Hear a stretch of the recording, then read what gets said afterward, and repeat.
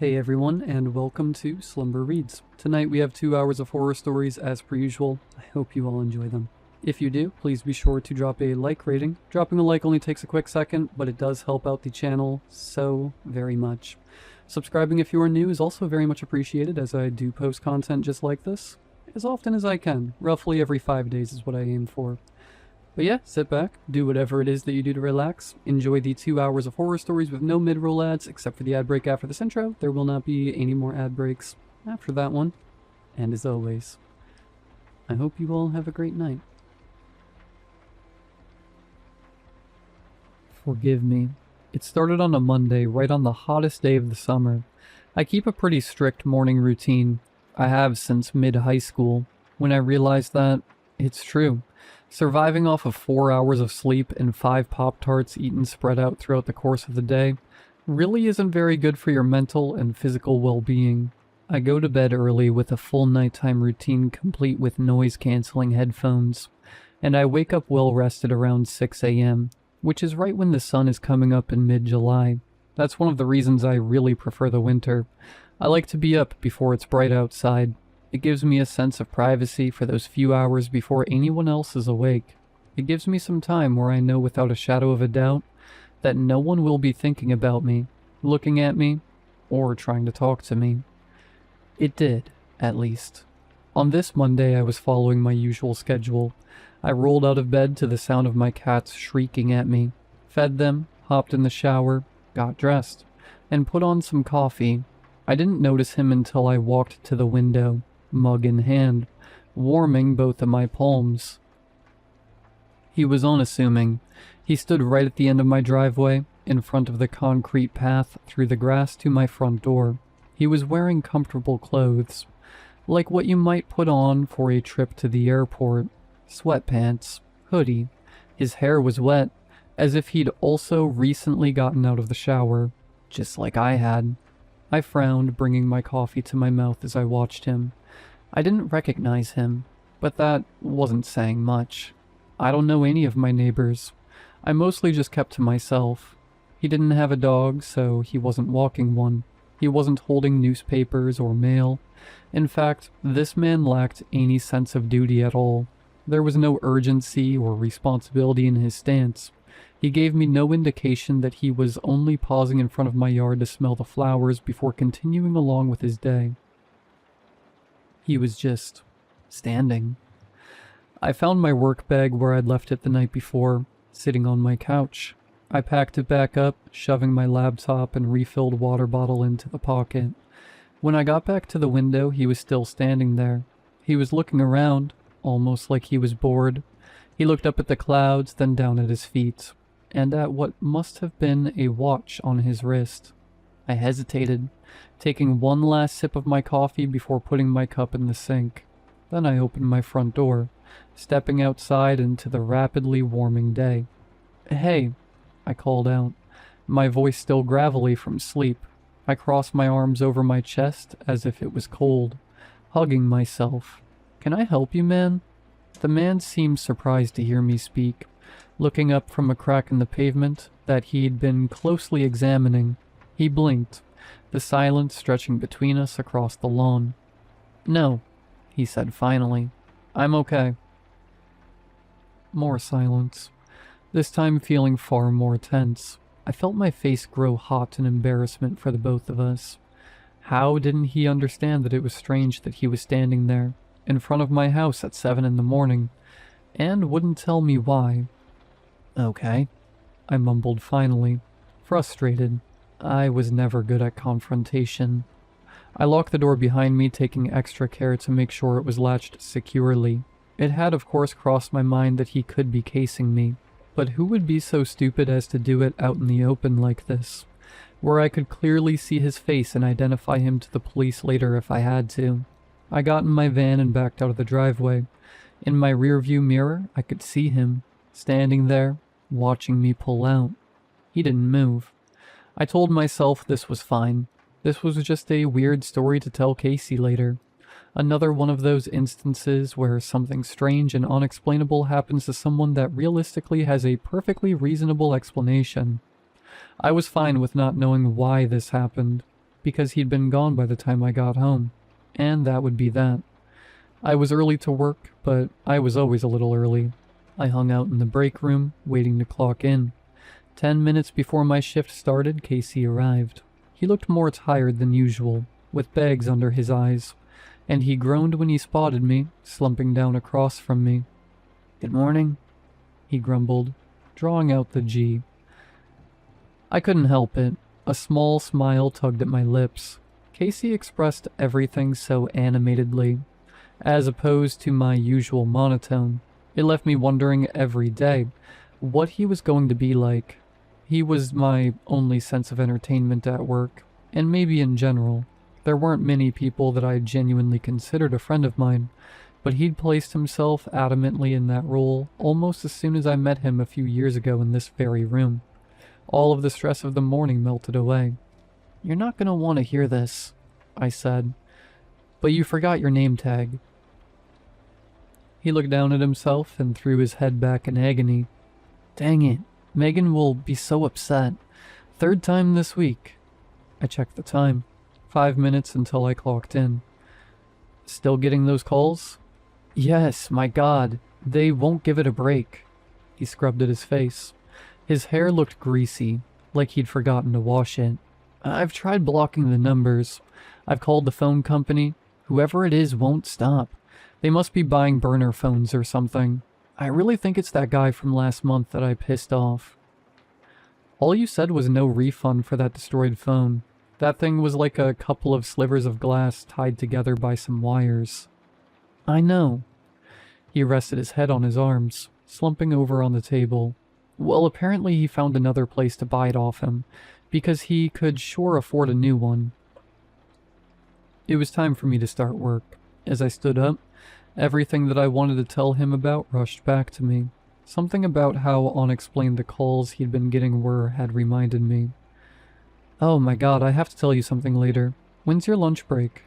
Casey could always make things feel a little less serious. He could always make me feel better, make me see that things weren't so drastic. I hoped he never lost that quality about him.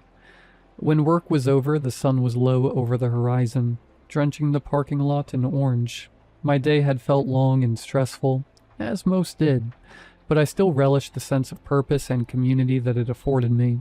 As much as I liked being home and by myself, being at my job was crucial to my stability, and I always had a hard time transferring from one state to another, because when I left in the evening, and the drive home felt eerie and quiet compared to the bright fluorescent lights and conversation I'd been submerged in moments before. I listened to the radio, letting the sound of newscasters and commercials comfort me as I took my route home. As soon as I turned down my street, I knew something was wrong. I knew before I even saw them. There were 6 people now, all standing in front of my house. The man from this morning was still there, leaning from left to right to give each foot a break from the burden of his weight, right where I'd left him. But now there were more of them, lined up behind him in single file, all unassuming and dressed comfortably, as if they had nowhere else to be but here. I pulled into my driveway, my hands shaking on the steering wheel. I waited a moment before turning off the engine, the radio droning in the background, not absorbing anything, and garbled voices were saying, "Was I supposed to call the police?" That sounded like my personal nightmare. Was this some sort of group effort to freak me out? Some kind of gang stalking tactic? I couldn't think of a single person who might hate me enough to do something like this. I tended to stay out of people's way. I got out of the car, shrugging my bag over my shoulder, muffling over what I should say. "Excuse me," I called out, taking a few steps towards the line, cautious. What's going on here? Maybe it wasn't the most eloquent way to ask, but I could hardly even get the words out. My voice was shaking just as much as my hands still were. A couple of the people looked at each other. I swore I saw one of them shrug. A younger man, maybe a few years younger than me. "We're waiting," the younger man said finally, smiling politely. It was like the smile I gave customers after an extra grueling rush. Tired. I stared at him blankly. I looked between each of their faces. That look was the only thing they had in common. That exhaustion, sewn in a little below the surface, somehow mingling with a certain sense of excitement that hummed in the air between them. Anticipation. Why? I deadpanned. I was getting frustrated again. What did I have to do to get a straight answer? For what? Why here? The young man looked around as if hoping that someone else might answer, but when no one spoke up, he turned to me again. This is where we were told to wait. My mouth dropped open, and I forced it to close again. I was in awe at how he thought that was a suitable answer. I opened my mouth another time to say something concise. Something like, "Who the hell told you to wait here?" But all that came out was a strangled sound, like I was an animal that had been shot by a bow and arrow. I went inside, shutting down and defaulting into walking up my front steps, locking the door again behind me. I tossed my bag down and pulled out my phone, calling Casey. I didn't know what else to do. My cats meowed at my feet, scratching at my ankles. "Stop calling this number," he said after a couple of rings, his voice slightly breathless. "I'm serious, dude. If you don't stop, I'll..." "It's me," I said, slumping down into a chair at my kitchen table. I looked around just to make sure nothing seemed tampered with, although my door had still been locked when I got home. Sorry, man. I'm on a run. I just assumed it was that guy again. What's up?" I paused to swallow, collecting my words and lining them up in my head like those people outside, one after another. "You know that man I told you about who was standing outside my house this morning?" "Yeah?" I let out a shaky breath. "He's still here, and there are more of them now." I heard him stop running, his breathing hard and his clothes rustling as he readjusted them. "Are you serious?" "Yeah." For some reason I felt on the verge of tears. I didn't want to be a baby. I just didn't like situations like this. Situations where I felt like I needed help. But my anxiety was bad enough as it was. I just wanted someone else to see the same thing I was, affirm that my fear was justified. "Hang on," he panted. "I'm only a few blocks away from you. I'll come over." "Okay," I muttered, resisting the urge to tell him to be careful. That was stupid. The people outside hadn't shown any signs of being dangerous. "Thanks." I watched out of my front window waiting for him to arrive. I watched the people on the line. Some had sat down on the curb, some were checking their phones. The first man and an old woman behind him were having an animated conversation. Before my very eyes, two more people joined, walking up from somewhere down the street. Casey stared at them as he jogged up my driveway, his eyebrows furrowed in confusion. They stared right back at him, some whispering amongst themselves. I unlocked the door for him, letting him inside. He was drenched in sweat, his hair even greasier than it had been that morning. "You weren't kidding," was the first thing he said, peering through the blinds like I had just been doing. "No," I choked out, beginning to pace. "Why would I joke about this?" "I don't know." He ran his fingers through his hair. "To freak me out?" When have I ever done something like that? Despite everything, despite the way my face was screwed up as if I was in physical pain, he grinned at me. "Thought maybe you were trying something new." "Casey." "Okay, I'm sorry." He nodded, looking up at the ceiling like he was mulling it over. "Let's call the police." The patrol car that pulled up carried a heavy-set bald man with a blonde mustache. A man who looked unequivocally like a cop. He came to the door while looking behind his shoulder, just like Casey had. I told him about the man. I told him I had tried to talk to them, to not much success. I told him I was worried for my own safety, just like Casey had instructed me to before his arrival. "It's just like at the doctor," he said. "Exaggerate so they have to take it seriously."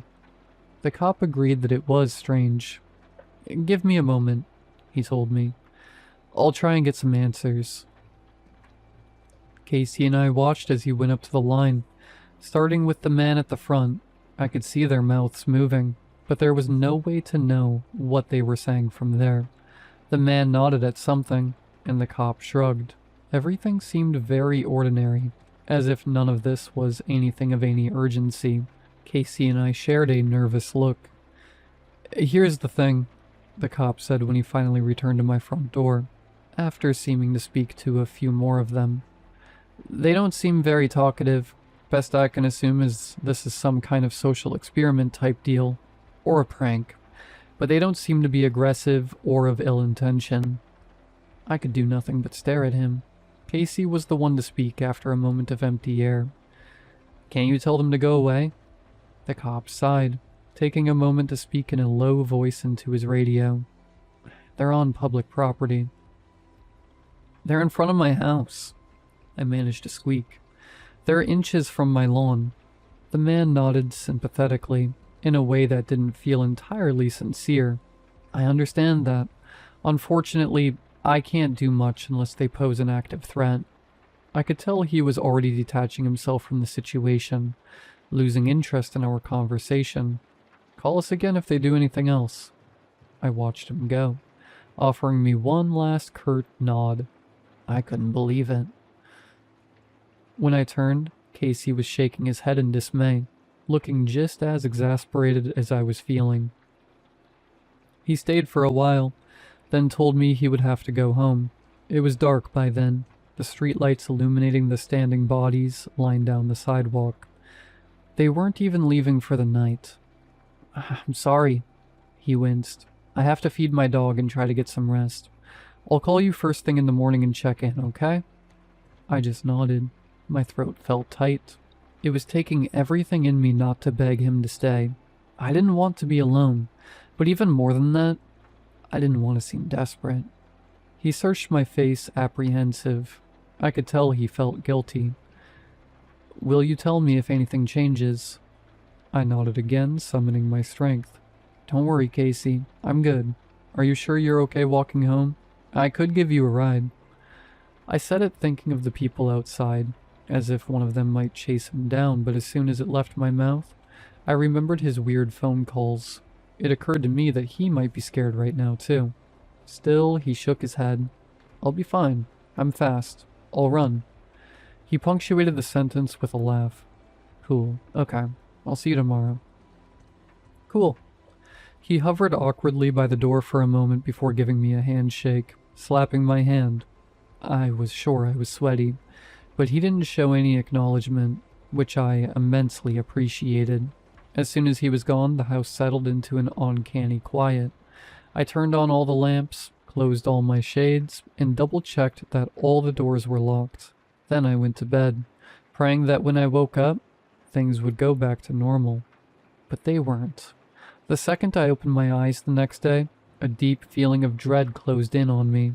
There had to be more than 70 people now, lined up down the street. I walked down my driveway, staring in horror. Some of them had brought chairs. Some were sleeping, curled up against the rain gutters. Some seemed wide awake, bouncing anxiously on the balls of their feet. I couldn't even see all the way to the end of the line, as it curved where the street did, disappearing around a bend. I felt like my brain was breaking. I sucked up all my nerves and walked down the line, trying to determine if I recognized a single one of them. Some were more willing to talk to me than others. Some of them just looked at me nervously, or avoided my eyes entirely. I started asking each of them what they were waiting for, to varying degrees of success, but no one would give me a completely straight answer. "I'm here for my son. I need another chance," one woman told me, but when I asked what she meant, she only shook her head at me apologetically.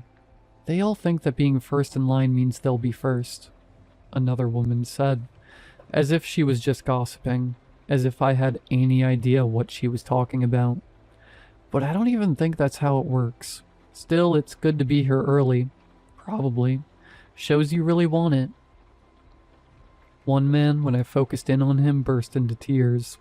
The people next to him in line rubbed his back. I was walking back up the line towards my house, in a daze of confusion and still half awake, when someone grabbed my sleeve. Her eyes were wide and watery, and her fingers trembled as she held on to me. "It'll happen soon," she whispered quickly, quietly. The faces of the people around her darkened, glaring at her. "You know what to do." "I know you know what to do." I sprinted back to my house, slamming the door behind me. I had 2 missed calls from Casey. I called him back and he answered on the first ring. "Dude, I was worried. I know you're always up by now." "I'm okay," I muttered, still out of breath from running back. "Casey, there are so many people now. They're all the way down the block." "Oh my god, are you serious?" "Yes, and they're so weird. I don't know what they... Hang on. Why are you up so early?" I could almost hear him shrugging through the phone. "Didn't sleep much." "Why?" There was a beat. "I kept feeling like someone was in my house." I could feel myself frowning, my mouth turning down. I swallowed hard. "Casey." I know, it's stupid. Are you coming to work?" I walked down the hall to my room, still holding the phone up to my ear. Just to do something. Just to keep moving. "I guess so. I don't know what else to do." He sighed in relief. "Okay, great. I'll see you there." "I'll see you there." When I got back to the living room, I nearly leapt out of my skin. There was a man standing at my window, his hands pressed to the glass, peering inside. As soon as he noticed me, he sprinted away, and I watched him reclaim his spot in line, about 5 houses down from my own. The next few days kept me in a constant state of fight or flight. When I drove home from work, I started passing the line 5 minutes before I pulled into my driveway, then 6. The line only multiplied. It was like the population of an entire town had coordinated to stand right in front of my doorstep. I called the police several more times. To their credit, they did finally try and tell the line to leave, threatened them with loitering charges. Once they really did start to disperse, and the relief I felt was incomparable. But as soon as the squad car pulled away, they were back. I started to feel hopeless. On my days off, I just sat inside with the blinds drawn, obsessively checking to see if anything had changed every few minutes. I wasn't sure at this point if it would unnerve me more if it did or if it didn't. Either way, I would have no explanation. The atmosphere was changing. The buzz that had been hovering in the air since those first few people arrived was only growing stronger. They were waiting for something, and it was coming. It was getting closer. The next Wednesday, Casey called me as I lay in bed waiting for exhaustion to hit me. It was around 10 p.m., long past when I used to go to bed so I could wake up early. I had given up on routine. "John," he said when I picked up. I immediately sat up in bed. His tone was different. This was not the usual bubbly, self-assured Casey. "What's wrong?" I could have sworn I heard a whimper. "Can I come over? Can I sleep over there?" "Of course," I said right away. It was so scary to hear him like this. "Of course you can. What's going on?" "There's someone here. I know it. You have to believe me." It felt like my heart might crack one of my ribs. "I do. I believe you." "I'll be over in 10, he said, and hung up the phone. The next 10 minutes were torture. I watched out my window, this time almost completely ignoring the line. I hardly cared about the line right then. For the first time since it began, when his headlights illuminated the front of my house, I opened the front door. He pulled in behind my van. It started slowly, quietly, from somewhere mid-line. Someone started cheering. Slowly, they all joined in, until the neighborhood was flooded with the sound of clapping hands. I ushered Casey inside. He wasn't himself, dragging his fingertips through his hair and licking his lips. If I didn't know him, I might have assumed he was on drugs. His phone rang and the sound made both of us jump. He shook his head, staring at it for a moment before chucking it at the floor. It shattered. "Okay," I said slowly, putting my hand carefully on his back. "Okay, let's sit down." I watched TV with him late into the night, glancing at him from the corner of my eye until I saw his shadows slump a little, and his breathing slow. At around 2 a.m., I realized he was asleep, his head half resting on my shoulder. I eased him down onto the couch, covered him in a blanket, and retreated quietly to my room, careful to shut the door softly so as to not wake him. I woke up about an hour and a half later to the sound of cheering. My headphones had fallen off at some point when I must have rolled over. It was muffled, dampened only by the walls between my room and the outside, but it was loud enough to force my eyes open. I sat up, groggily rubbing my eyes, trying to comprehend what was happening. Then I remembered Casey, out on the couch, asleep, and then I heard something from the kitchen. I got out of bed, my feet hitting the carpet, warm from the summer night. The cheering kept going, like the backtrack of a sitcom. It made my stomach twist like someone had their hands in there, tying my intestines into knots. The pieces of Casey's shattered phone were still scattered on the kitchen floor. As my eyes adjusted to the light, I could see that wasn't the only thing different about the room. Half of my drawers were open, the contents emptied onto the counters. A chair had been tipped over, too, sitting on its back on the tile floor. I heard a rustle from the other room, and my head flew up so fast I heard my neck pop. A man stood in the living room, in the dark. He was reaching for the zipper of his black rain jacket, the hood covering his hair. We made eye contact as he zipped it up to cover his face, but not before I recognized him as the man from the store, the one who had been so upset about the phone return, the one who had threatened Casey in the parking lot afterwards, the one who had been calling him non-stop ever since.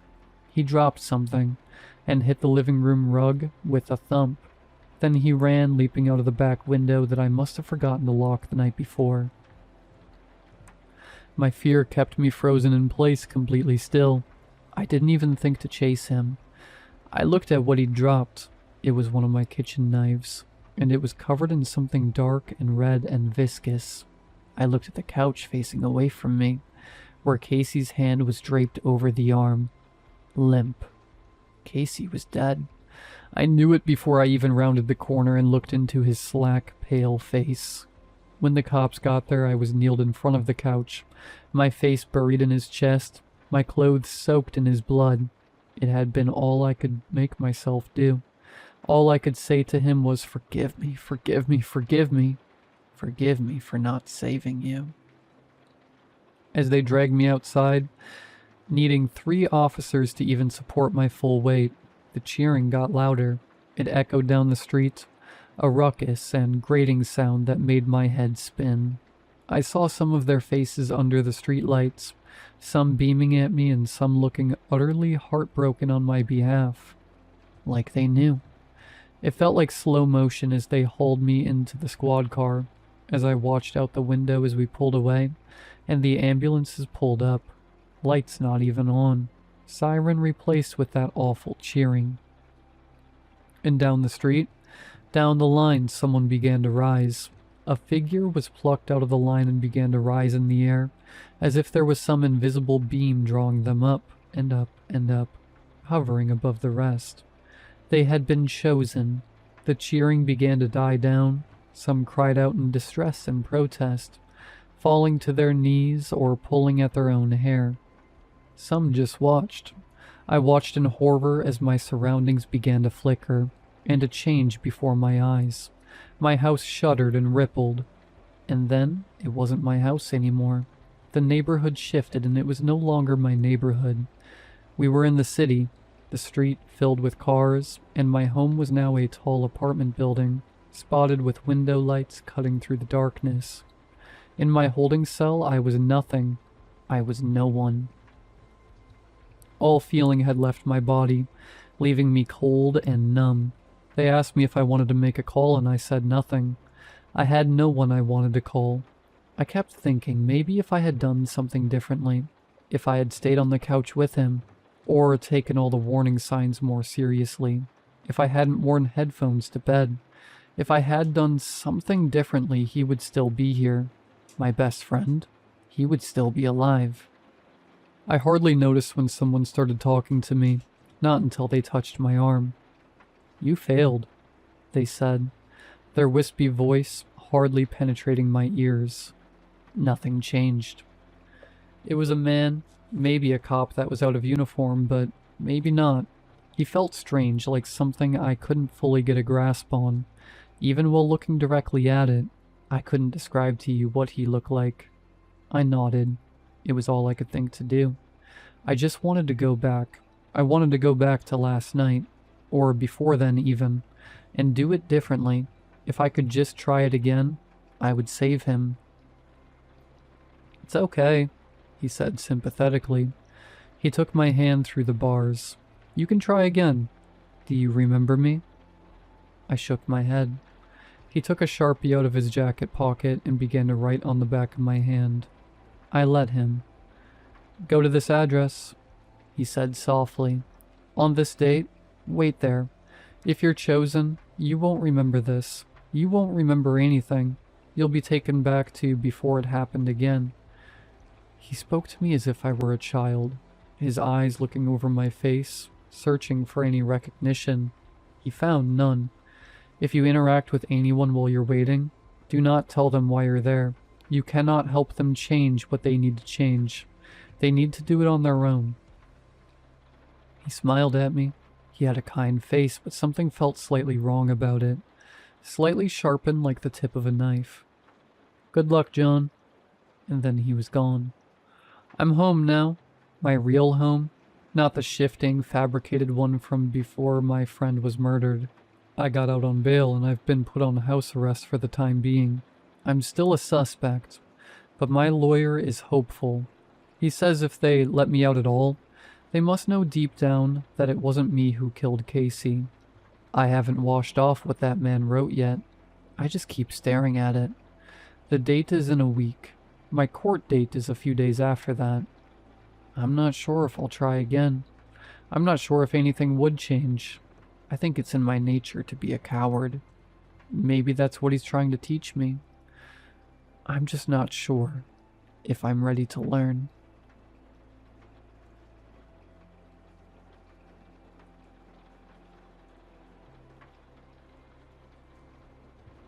This is a PSA for anyone trying to go on that game show. It's also a cry for help. I'm not going to say which one because if I do, I'm afraid they'll see this post and find me. I'll just say it's the one where you and 2 other people answer tough questions with a host. And, critically, if you get the answer wrong, you can go into the negative. That's what happened to me on Friday. I can still remember the sweat, slippery hand sliding on the buzzer, only halfway into the first round. "Jane Austen," I said, unsure. "Oh, sorry, Jack. Incorrect again," the chipper host said, his big smile not quite matching the moment as he adjusted his tie, and my score dropped even further. I was trying to climb myself out of a hole I was busy digging myself into. At the moment, that hole was $3,000. I'd been a fan of the show for a long time, but I'd never seen anyone drop this far. I thought the worst part would be the embarrassment of watching myself lose horribly on national television. I couldn't have been more wrong. Another heart-pounding round of questions later, negative 3,200, negative 3,800. I decided to stop buzzing in. "Not looking good, Jack," the host said, making his customary round of small talk with the contestants. Yeah, I guess I'm a little nervous." The other contestants didn't even look at me. They just stared straight ahead. Maybe too embarrassed for me. They were stone-like. "You should be." He slapped me on the shoulder. I flinched. I'd never seen him talk to a contestant like this before. "Oh, I'm just kidding." He moved on to the next contestant, shaking the sweat off his hand that he had picked up from my jacket. I could feel my cheeks flush. It was so hot in here. 10 minutes into the next round, and I had started to regain my composure. Standing completely still and not saying anything will do that to you. Next question. What is the battle known by the Lakota as greasy grass? Silence. Nobody knew. Jack? He wasn't supposed to do that, was he? Call on someone? I wasn't sure if all the lights had turned on me, but that's what it felt like. I don't know. The audience gasped. The host smiled. His eyes started to get wide. Are you serious? You'll be kicking yourself. He was leaning over his podium. I don't want to lose any more money. I'm not guessing. Little Bighorn. It's Little Bighorn, Jack. Was that Custer's last stand? I asked, not realizing I was speaking aloud. I knew you'd know it. My score dropped another $500. Jesus Christ. When would this be over? This part? Soon enough, Jack. The host shot me air pistols. Did I say that out loud? What did he mean by this part? Final question. Place your bets. I'm sorry, Jack. You won't be joining us for this one. What a relief. I stepped away from the podium into a backstage holding area. 5 minutes later, I heard applause. I sat up, ready to get back on stage and be a good sport. Then the host appeared in the doorway of the waiting room. Hi, Jack. Hi. I said as flatly as I could. Not our best performance. No, I guess not. Hey, shouldn't I be out there? I asked, moving closer to the door. He stepped forward. Not until you pay us back. Pay you back? You were over $4,000 in the hole. What do you think? We just let our contestants go without settling up? It's only fair. I stepped backwards. The host stepped forward again. This is how it goes, Jack. The part you don't get to see on TV. I fell back onto the couch. It was soft, and I sunk into it. I wish I could have sunk further and further until I wasn't in the room anymore. The host loomed over me. Jack. His voice feigning sympathy. We can do this the easy way or the hard way. Are you crazy? This can't be happening. Oh, it can. And it is. He started to shuffle around in his pocket. Was he pulling something out? Fine, okay, I'll pay. That big, toothy grin curled back into being on his face. Can I Venmo you? The host's smile curdled. Cash. Who keeps that kind of money in their pocket? I yelled, not really asking. Then you'll have to bring it back next time. Don't forget, we do collect interest. I'll just call the police when I get home, I thought. I wouldn't do that. Are you reading my mind? I can do a lot of things, Jack. The whole room got dark. All I could see were his big eyes and his even bigger smile. All I could feel was his tie drooping onto my chest. He was so close. His breath, surprisingly cold, fogged my glasses. Fine, I will, I promise. I'll be back next week. The room brightened up again. Good, but just in case. He pulled out a wrench. My vision blurred. It's been 2 days. Typing with my left hand. How am I going to get $4,300?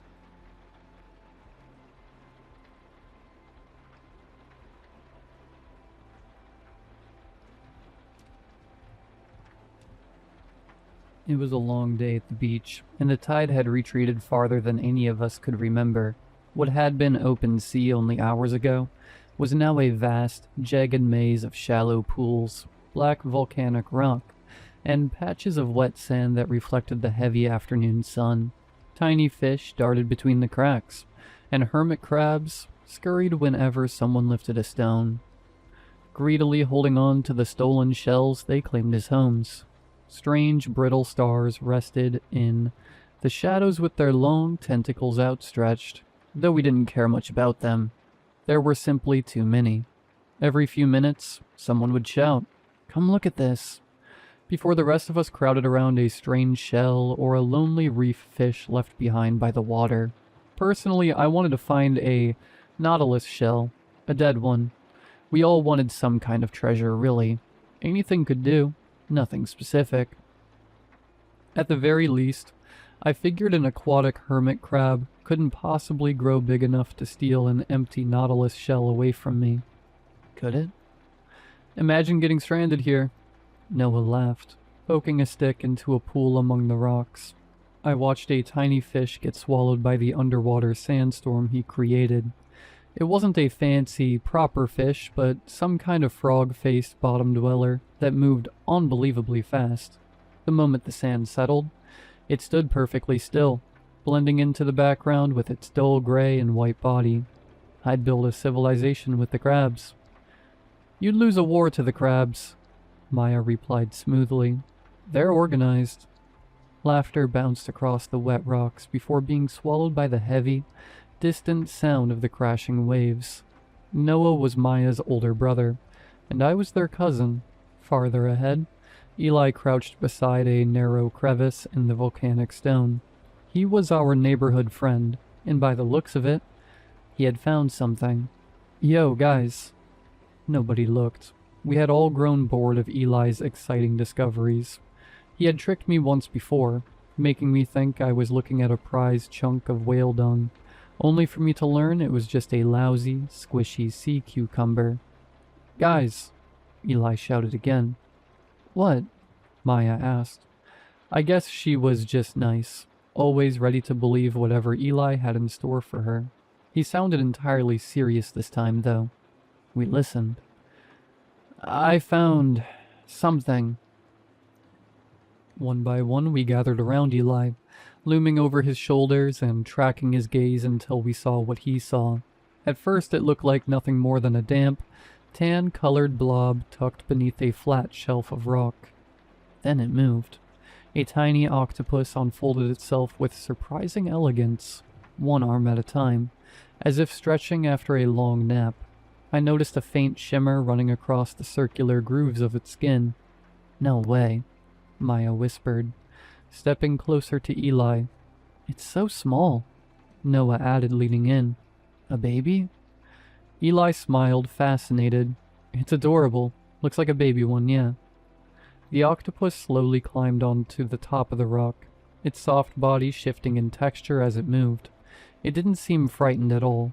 Instead, it simply explored its surroundings with curious, delicate arms that curled around nearby pebbles and broken shells. I've never seen one this close, Eli said softly. Can we touch it? Noah asked. I mean, nobody answered, not because we knew any better, but because it felt a little gross to touch a squishy sea blob. Eli, however, carefully extended one finger. The octopus reached toward it. There, Noah laughed. It likes you. The little creature wrapped a single arm around Eli's finger for only a second before letting go again. Aww. It literally wants to hold hands. Maya crouched lower, her face inches from the pool. Look at its eyes. They're huge. They're kind of cute. I don't think those are eyes, I murmured, staring closer at the pulsing shapes. As the sun began setting, painting the sky in deep, bruised purples, we kept the octopus company, letting Eli play with it more. Do octopuses make good pets? Eli asked. I've seen videos of it, Noah replied. My uncle had one. No, he had a squid. Same thing. They're definitely not the same thing. As the octopus slowly crawled across the surface of the rock, the dying sunlight struck its skin from a different angle. Faint electric blue circles shimmered across its body, flashing brilliantly before fading almost immediately back into the dull brown flesh. It began nipping at Eli's finger, making him laugh, tickling nibbles. He called them. Oh. What? It changed colors. So? I don't know. All octopuses can do that, you know. Noah said confidently. All? Maya asked. Maybe we're interrupting its date, Noah joked. Everyone laughed again. Eli, however, didn't join in. I want to keep it, he stated firmly. His voice sounded tighter now, a bit more tense. 3 voices answered at once. No. Absolutely not. Why? Eli whined, though his eyes looked strangely wide. Look at it. It'll probably die if we leave it here. I think it's telling me something. It lives here, Eli, Maya said, rolling her eyes. But what if I made it a little aquarium? Noah shrugged. I mean, if you actually knew how. I could learn, Maya groaned. You watched one documentary, and now you're a marine biologist? I watched half. Exactly. Eli looked around the barren stretch of rock. We just need something to carry it in. There isn't anything out here.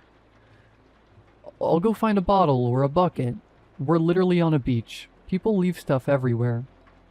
Before anyone could even argue further, Eli stepped over a ridge of black rock and disappeared behind a cluster of deep tide pools. I wondered why he was in such a sudden rush to leave. It was as if he was feeling something shifting on the inside, a secret he didn't want to share with us. The sun is almost down, Noah called out after him. A hand appeared briefly over the rocks, giving us a quick thumbs up. Then, it vanished. The rest of us kept exploring, heading closer to the retreating shoreline.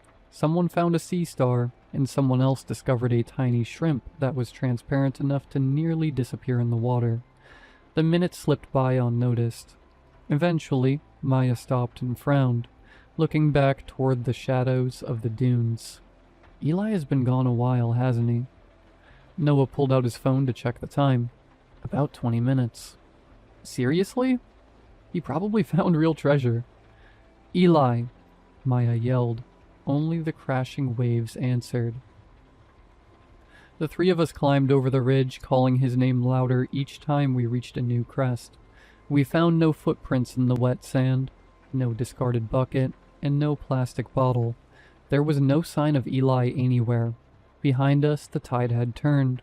The waves grumpily flowed back in, completely submerging the zone where we had found the octopus. Hours later, after the emergency services had already begun searching the pitch-black shoreline, Maya sat shivering, wrapped tightly in a wool towel. A park ranger stood over her, asking exactly where Eli had last been seen. She described the jagged rocks, the isolated tide pools, and finally, the little octopus. The ranger's pen stopped moving across his notepad. What kind of octopus? I don't know. Maya shuddered, shaking her head. It was tiny, brown. And it had blue circles, I added from beside her. The ranger looked at me, his expression suddenly hardening, as if my words had crushed the last of his professional hope. They glowed, Maya whispered. A heavy silence settled over the entire group. The ranger slowly closed his notebook and slipped it into his pocket. How much did he touch it? Nobody answered immediately. Then a cold dread washed over Noah as he remembered Eli smiling, watching that small, stubby arm curl around his bare finger. He remembered laughing. He remembered saying, "It likes you." Noah didn't know that those would be the last words he would ever say to his friend. Eli's body was recovered from a shallow crevice later that night. The medical examiner stated the cause of death was asphyxiation due to total paralysis. The painless, non-toxic bite of a blue-ringed octopus. Eli had been completely conscious, unable to move or breathe, as the tide slowly came back in. Let it be a warning. If you ever encounter a wild creature you don't recognize, no matter how small, no matter how beautiful, leave it alone, and make sure the people you love promise to do the same.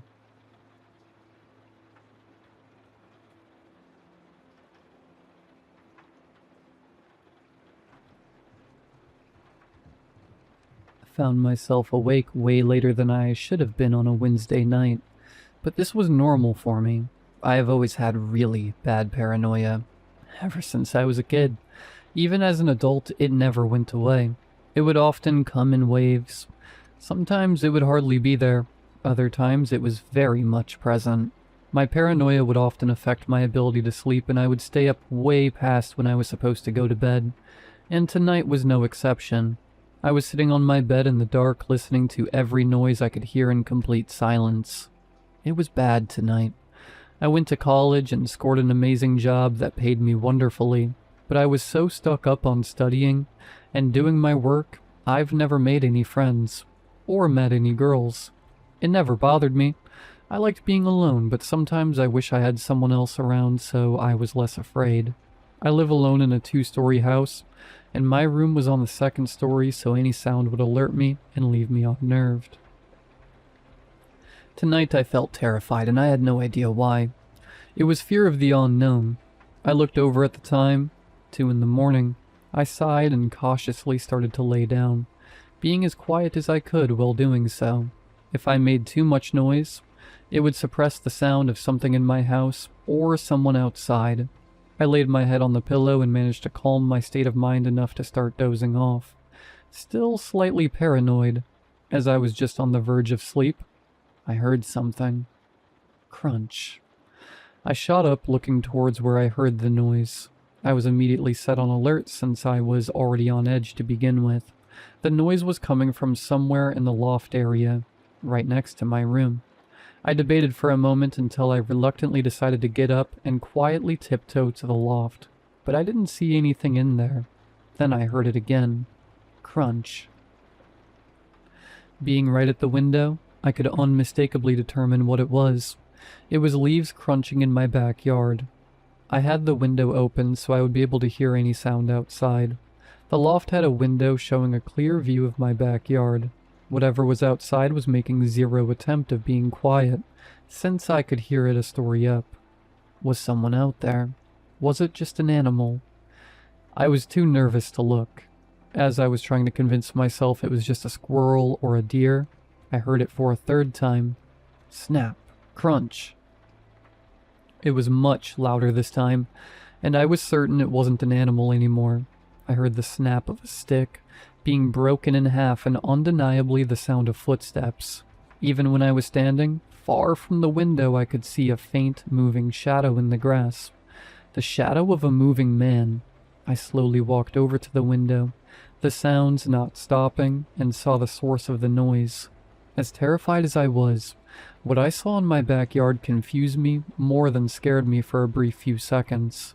I saw a hooded man, dancing like a ballerina in the dark with his back facing me. He was being graceful with his steps, and with the way he was moving, he looked like he had long mastered what he was doing. He was holding a stick in his right hand, moving it with his dance, like it was a magic wand, walking while dancing all throughout my backyard, almost like a fairy. I stood there at the window just watching, completely vexed at what I was witnessing. Was this man on drugs? Was he drunk? All of these questions were rapidly overwhelming my mind, and it was starting to put me in a panicked state. When you are put in an unexpected situation, you often don't think logically, so my first thought was to shut the window. I snapped out of my trance and gripped the top of the window frame. While panicking, I accidentally slammed it shut in the process while backing away. The noise was loud, and I heard it echo into the backyard for several seconds. Even with the window shut, I was certain he had heard it. I cautiously peeked outside and saw my fears were confirmed. He was now standing completely still, paused in his dance as if time had been frozen on him. Both of his arms were up above his head and he was standing on one foot, the other foot resting on his leg, still with his back facing me. I ducked down and immediately regretted closing the window. Now I wouldn't be able to hear him moving, and he knew I was here. I quickly ran to my room to grab my phone and dialed the police. As I heard the line ringing, I walked back into the loft, crawling so he wouldn't see me through the window. 911, what is your emergency? Hello, there's a man in my backyard. Just as I was about to tell the operator what was going on, I took a look outside and suddenly stumped over my words. He was now facing me, looking up at me much closer than I would have liked. He had both of his hands in his pockets, and he was frowning like a cartoon character. Everything about him was human except for his eyes. They were just slightly too large to resemble a normal pair of eyes, and he had no pupils. We both stood completely still, just staring at each other until the voice of the operator snapped me back to reality. But I didn't look away. Hello? Sir, are you there? Did you just say there is a man in your backyard? Yes. He's standing outside looking up at me right now. I could hear the fear in my voice. What does the man look like? The operator asked. He's wearing a hoodie and he's tall. I don't know, I can't tell, it's too dark, I said. I told the operator where I lived, and with that, I was alone again. As soon as I hung up the phone, the man's frown slowly disappeared as he began dancing towards the back door. I instantly caught on what he was doing, and I ran as fast as I could over to the door, and for a moment, I was relieved. It was locked, so he couldn't get in. Or so I thought. I jumped out of my skin as I heard a loud pounding noise on the door. The door violently shook in its frame, and I ran back upstairs. I had to hide, or try to protect myself somehow. I saw a closet and bolted towards it. Before I could shut it, I saw the door being beaten down, and for a moment saw the man dancing inside, an angry look on his face. It was quiet now, the only noise being the man dancing around the house. He was whispering my name, peeping around different corners. I'm 26 years old, and I've never been this terrified in my life. Nothing has even come close. The only thing I could do in that closet was hope he wouldn't find me before the cops came. I felt helpless. This man was strong enough to break down my door with his bare hands, so I had no idea what he was capable of. All I could do was hide. I heard the stairs creak, and I knew he was getting closer, his whispers becoming more and more audible as he walked. He walked straight to the closet I was hiding behind, and stopped right in front of it. He stopped whispering. He knew I was in here, his shadow barely noticeable from under the door. I held my breath and was on the verge of tears. I had no idea what this man was going to do to me. For a few moments, all was quiet, the only noise in the house being the man's breathing from the other side of the door. He was taking deep, measured breaths, and sounded like he was gasping for air. Then I heard him walk in a different direction. I was relieved for a short second until I saw the door being violently slammed down, and I watched as it fell onto the floor in front of me. But I didn't see him anywhere. I slowly stepped out and looked around frantically, but found no one. I couldn't hear him or see him anywhere, and I thought he was gone, but this thought quickly diminished when I saw a big shadow walk past my living room window downstairs. He was outside again, but how? He was just in front of me at the closet, and he broke down the door, and now he was back outside? This fact immediately made me not think this man was human, but I was afraid to accept it. In any other scenario, I would have thought considering this man to be some supernatural being would be madness, but somehow I knew. I didn't need to think twice about it. I didn't believe in stuff like this, but here I was being faced with it.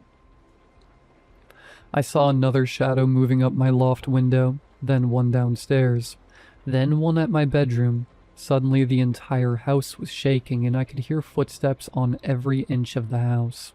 The sound was piercing my ears, and I covered them as hard as I could. Just as I did, I began to hear voices. Voices speaking to me in my mind. Voices of people I once knew.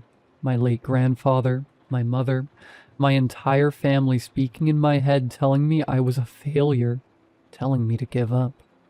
They were telling me things I didn't want to know, things nobody would ever want to know. My entire family hated me. I was the burden of the family. I would die alone. I would never find a partner or any friends. My father tried to kill me when I was a baby. My sister died when I was young, and my mother blamed me for it. All these statements were enveloping my mind. I saw visions. I saw myself in my room hung on a noose, dead. I saw my mother get into a car accident and watched the light fade from her eyes. I saw my sister being murdered by one of my childhood friends I haven't spoken to in years. I saw the hooded man dragging my body into an endlessly dark cave far into the woods, a smile on his face. I thought it wouldn't end, but eventually it did, all in a quick second. I slowly opened my eyes and saw the flashing of red and blue lights reflecting on my wall from outside. My house just as quiet as it normally was. I was on the floor, curled into a ball, crying. I explained to the police what happened, leaving out the details that would have them questioning my sanity. The man was gone, and I never saw him again. The police left and I was alone in my house again, the visions and thoughts still fresh on my mind. Whatever that man was, he didn't need to physically hurt me to leave me with permanent damage. I don't know if the things I was shown and told were true, but all I could do now is hope I can forget about it. But I doubt I'll be able to. My house was covered in footprints and handprints. I hired someone to remove them, but he couldn't. They are forever stained into my house. Sometimes I wonder if I just let him do his thing in my backyard and didn't bother him. I wonder if he would have done everything he had done. So many things still don't make sense to me, but for now I think I know enough. I don't want any of my questions to be answered anyway. Some things we don't need to know.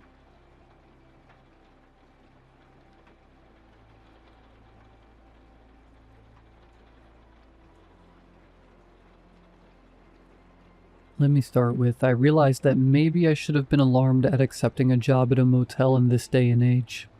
Motels in the first place are not the prim and proper hotel management job that I had envisioned for myself after completing my degree. Like every 25-year-old that had spent the greater part of their college experience partying and getting absolutely drunk. I had gotten a rude awakening after graduating that it was all over. The sorority girl that had aspirations of becoming a chic hotel manager in Paris fizzled quicker than a flat soda. All in all, I suppose it could have been far worse. Everything considered, I had landed a job at least. Even if the job took me out to the middle of nowhere, at least nowhere paid. To be honest, up until about a month ago, I had been surfing the internet and trying my best to become a viable applicant. It was not going stellar, but finally in the middle of the night after watching far too much reality TV and eating a bag of Twizzlers, it arrived. The email that brought me to my current place that I called home/work. Actually, I have that email saved just to show you all how odd it is. Bear with me as I copy and paste it to the post for your reading delight. Hello, Miss Wallicott. We at the motel are reaching out about a position at our establishment.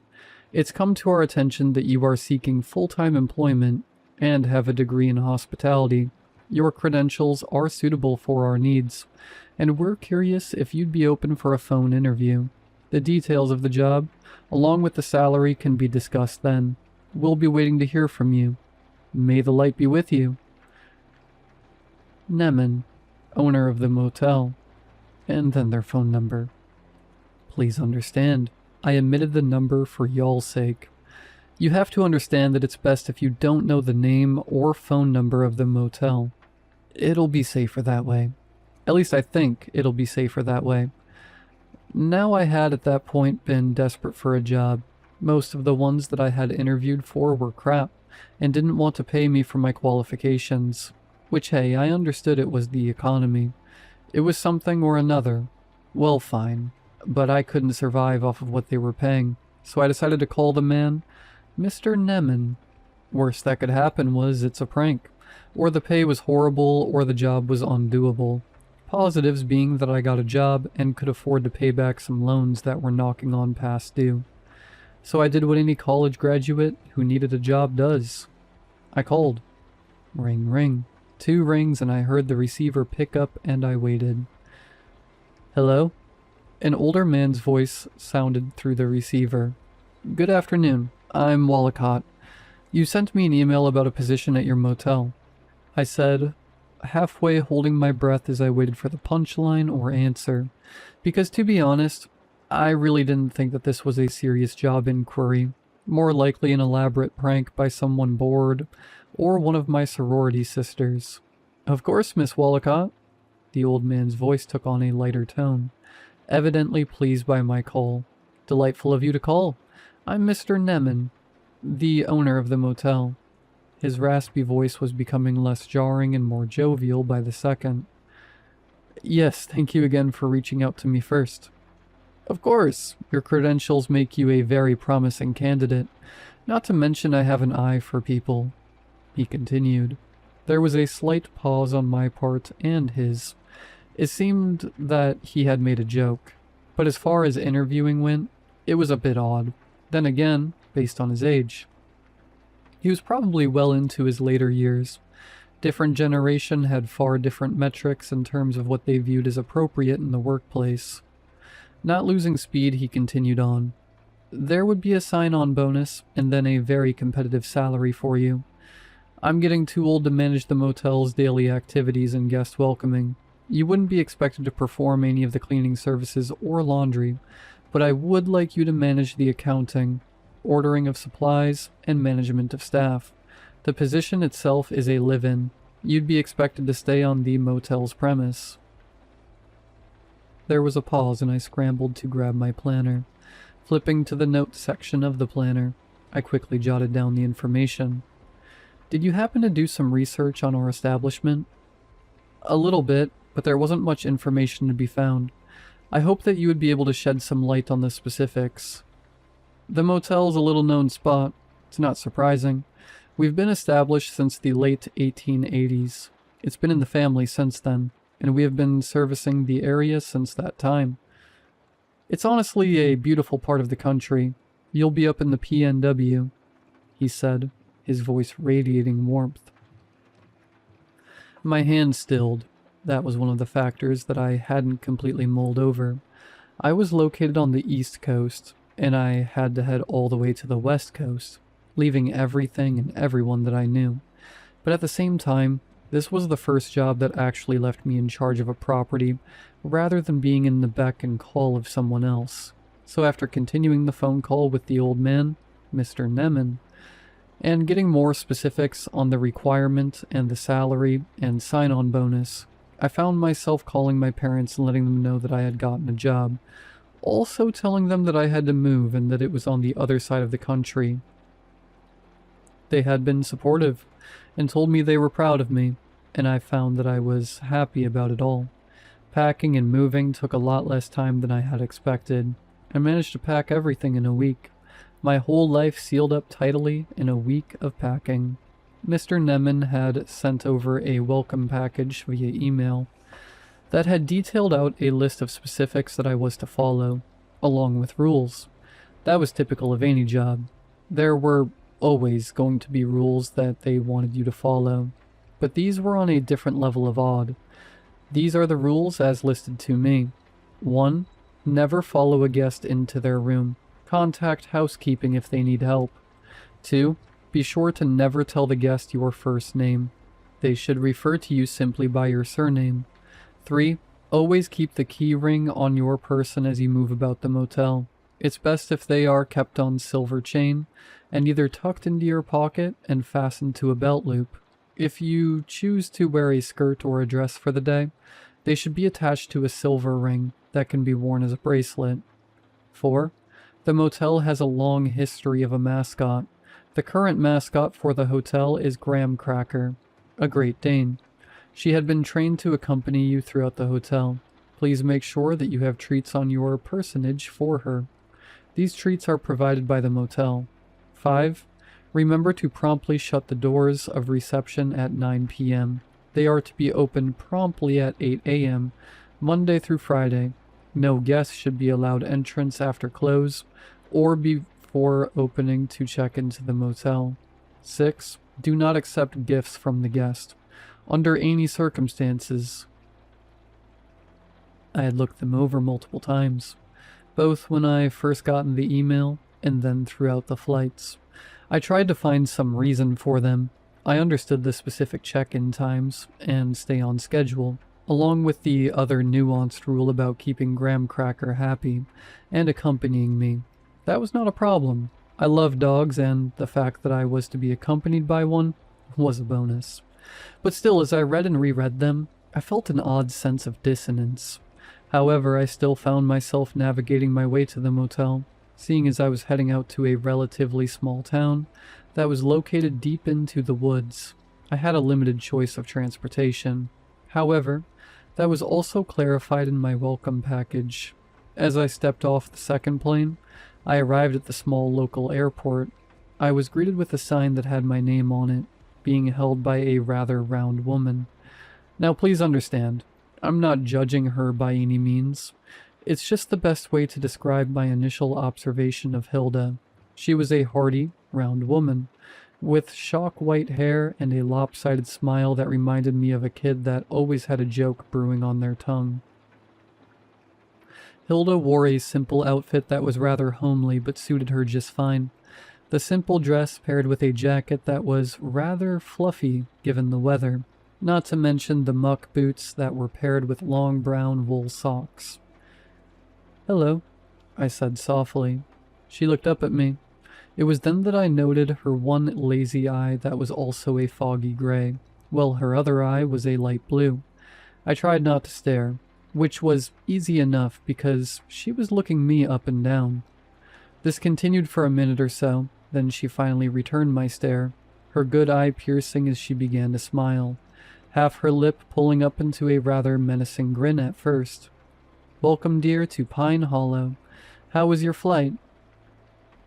"It was good. Not too much turbulence." She nodded her approval. Then she extended her hand. I looked down at it before taking it with my own. Her handshake was firm and resolute, a stark contrast to her appearance, but it felt normal enough. "You can call me Hilda. I'm a longtime friend of Mr. Nemen, and the owner of the grocery store in town," she explained easily. "Pleasure to meet you, Hilda, and thank you for coming to pick me up. I hope it wasn't too much of an inconvenience." "Don't worry about it. I had some things I had to pick up, and there aren't many people that come and go from the town. If they do, they're mainly guests of Mr. Nemen's establishment. We can't have you catching a ride with them now." She chuckled, releasing my hand as she went to pat my shoulder. Her hand had felt like ice from the handshake alone. Once it touched my shoulder, it felt like my entire arm was going numb. She didn't let it linger for too long, but it was enough that I mentally noted that I shouldn't casual let her touch me. Withdrawing her hand, she tucked the small sign that she had under her arm and led me towards the small baggage claim. The whole airport was quiet, eerily quiet. I tried to not let it bother me. However, it was hard to not notice. The flight I had been on had less than 10 people, 1 flight attendant and 2 pilots, leaving only 7 people actually flying into the airport. Each was odd, and I saw them lined up around the simple yet archaic baggage claim. Hilda's hand touched me yet again, and I nearly jumped out of my skin. Turning, I found the round woman was trying to get my attention. "I'll be over there. I've got to collect my boxes and have them loaded onto the truck. You can't miss me, dear," she explained, all the while pointing towards the double doors that led out into the overcast outdoors. There was a man standing at the door dressed in some dirty overalls, along with a bright orange safety vest that was over top of a warm but worn jacket. He had a wide-set stance and was looking over at Hilda with expectant eyes. Swallowing the lump in my throat and feeling moderately abandoned by Hilda, even though I knew she wasn't my tour guide, the squat and round woman knew me, knew that I was there to work for her friend, but she knew, for some reason, that had felt important in the moment. Still ever icy, I raised a hand to pat hers before she drew it away. "Okay, I'll find you once I get my bags." She gave me a lopsided grin and then made her way over to the man without another word. I had to give it to the old gal. She moved quickly, easily covering the distance. Hilda paused, said something to the man, and then they both left the baggage claim area. Now it was me all alone with the 7 other people from my flight. Taking a deep breath, I made my way over toward the baggage claim. I had already shipped some other things to the motel, but I still had brought 2 suitcases and a carriage-on and bag. There was no way that I could part with all my things, nor did I have any intention of putting them into a storage container. The idea of locking my stuff up hadn't sat well with me. I had opted only to get a storage container for the big stuff, but at the moment, I wish I had packed lighter, and could remove myself from these odd people. Standing apart from the group, I surveyed them. Coming up with ideas about them, the oddest was a girl that looked even more out of place than me. She was standing next to a man that was dressed head to toe in black. Black suit, paired with an even darker black bow tie. He was wearing black framed sunglasses and his hair was slicked back. His age was hard to tell. but he had to be at least a good 10 years older than the girl. She was dressed head to toe in what could only be described as a clubbing outfit. Her short black dress barely covered her butt. She was standing in pinpoint, thin red stilettos. Her bleach blonde hair styled in an updo that displayed her very surgically done face. She was smiling as she took a video of the two of them, the man looking as if he couldn't care less about it all, but still he was being a good sport and allowing her to take the video. Her head whipped around and we made eye contact, and I felt a sinking feeling in my stomach at the contact, but she gave me a beaming smile and a light wave. Before she continued to record, exhaling, I tried to quell the unease, but I locked eyes with another passenger. It was a younger boy that was standing next to an older woman, who I assumed was his grandmother, or maybe his mother. She both appeared older, but relatively young enough to have a child of about 10 or so. The boy had an intensity to him that turned my stomach, more than the girl. He seemed small for his age, but his eyes held mine without flinching. You know that spine-tingling, pricking sensation that crawls up your skin? The last vestige of your reptilian brain that tells us we're in danger? That's what I felt as I looked into the mismatched hazel and black eyes of the boy. I broke eye contact first, as the rickety sound of the baggage claim rumbled to life, blessed by the luggage gods themselves. My bags were the first that the ancient machine spat out. Quickly moving forward, I grabbed the 2 suitcases from the luggage rack. The black bags, thankfully, looked intact, and the locks that I had secured to them untampered with. Ducking my head, I made my way towards the doors that Hilda had vanished out of, all the while feeling eyes bore into my back. The crisp air seemed to whisper across my skin as I exited. It was chilly to say the least. I had dressed warmly anticipating it, but the cold was new, and I wasn't quite sure I'd warmed to it, as I had been assured by Mr. Nemen. At the very least, the brisk air had driven away the stifling feelings of the eyes. I felt sick at the thought of being around those people for any longer. Call it a gut feeling, but something was off with them. I found Hilda quickly. It wasn't hard. She had a big truck parked outside the small airport area. The man that she had followed was still chatting with her. He had a clipboard in hand and was making some notes. Before handing it to Hilda, she took it and signed it without fuss. She looked up after she handed it back to the man, her eyes cutting towards me, as if she knew that I was standing there. She gave me another one of her lopsided grins, as the man turned his head to look in the direction that she was looking. He seemed a man of few words. He tilted his head to me, then made his way back towards the airport, but he moved towards a different entrance, one that appeared to be set aside for staff. Even if the airport was measly in size, the still had an employees-only entrance that had to count for something. I made my way to Hilda, who was already lifting the back of the truck door. Peering inside, I noticed all the boxes that had different labels. Some said produce and so on and so forth. She reached out and took one of the suitcase handles and easily lifted it up and into the bed of the truck. Then she grabbed the other.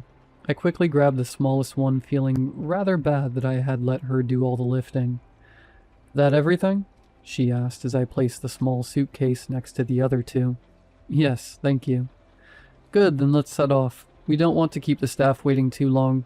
Because it's Saturday, there wouldn't be any check-ins.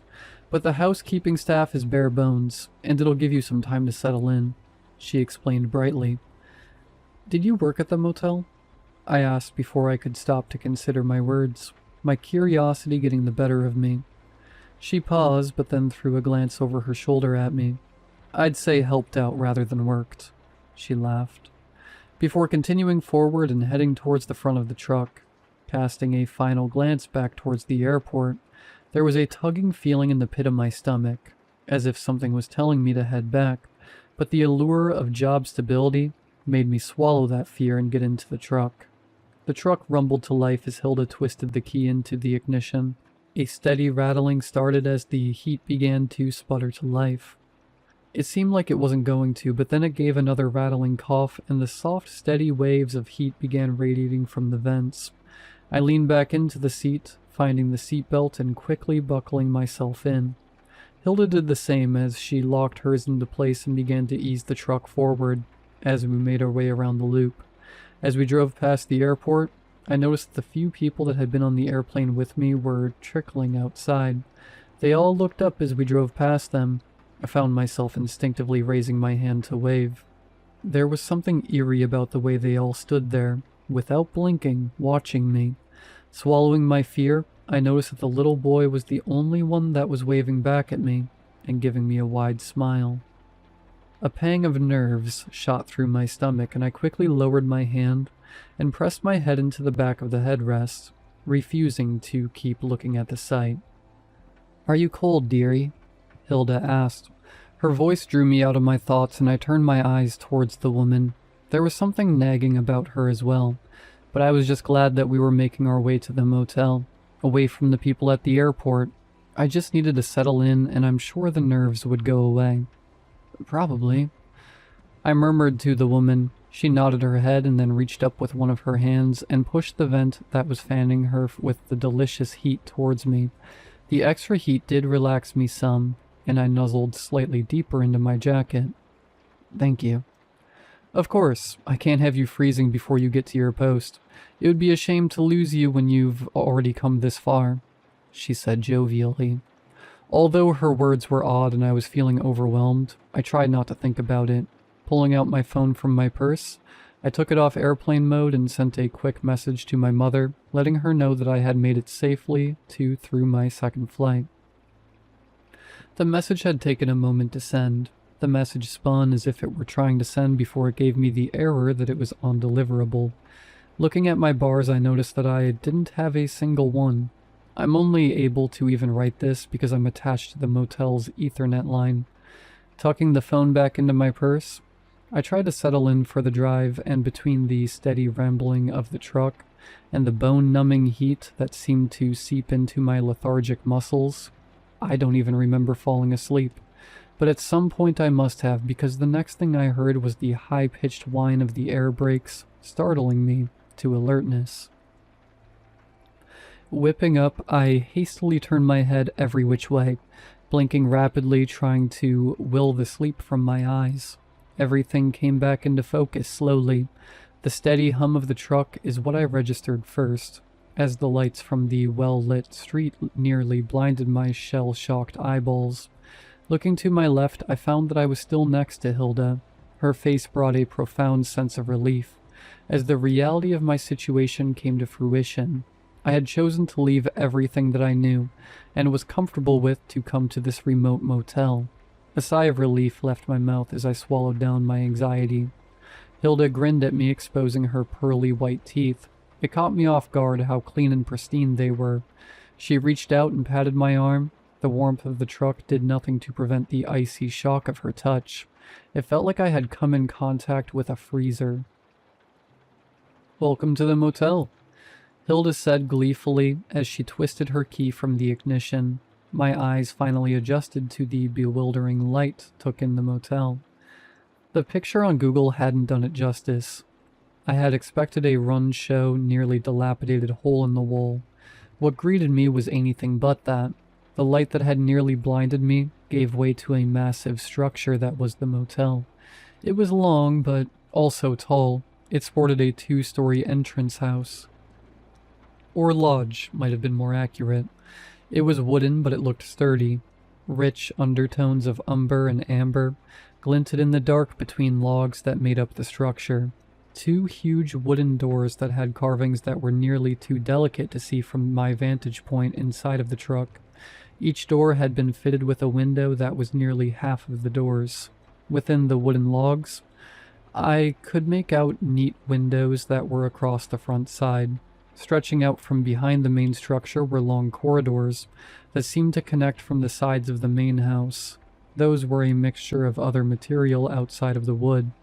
There were windows that lined the walls of the motel. Similar to the main structure, it was 3 stories high, meaning that it was a typical single-level motel. It was more akin to a nature lodge. The more I looked at it, my stomach did a little flip as I noticed from the far left a window that had a pair of burning red eyes that were staring at me.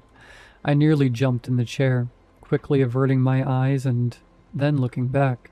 Confusion colored my mind as the vivid eyes were nowhere to be seen anymore. Sucking in a deep breath, I banished away the unsettling feeling that bubbled in the pit of my stomach. "Let's get you inside." It took a little longer than I anticipated. "We've arrived a little behind schedule," Hilda said, her voice showing a hint of something. She quickly opened the door and scurried around the side of the truck. I followed suit a little slower as I stretched my neck, preparing myself for the cold wind. Mustering up courage, I threw open the door. An icy gale slapped me right across the face. A full-body shiver raked through me. Drawing my bag close, I quickly circled around the truck, just noticing that I was truly out in the middle of nowhere. The sole source of light was the motel that was glittering with lights, and stood almost as a beacon against the inky backdrop of the forest. Hilda had already gotten all 3 suitcases from the back, and was halfway to the entrance as I was just coming up to the suitcase she had left for me. Her stout form was bathed by the light.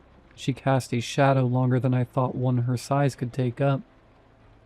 She was nearly at the door, but her shadow seemed to stretch nearly to the truck that was parked probably 30 feet from the entrance. Grabbing my bag, I quickly ambled after her. The door had a great big handle that had an ancient-looking keyhole. Without hesitation, Hilda whipped out a set of keys. The soft loop caught the light, and I could see its silver glow.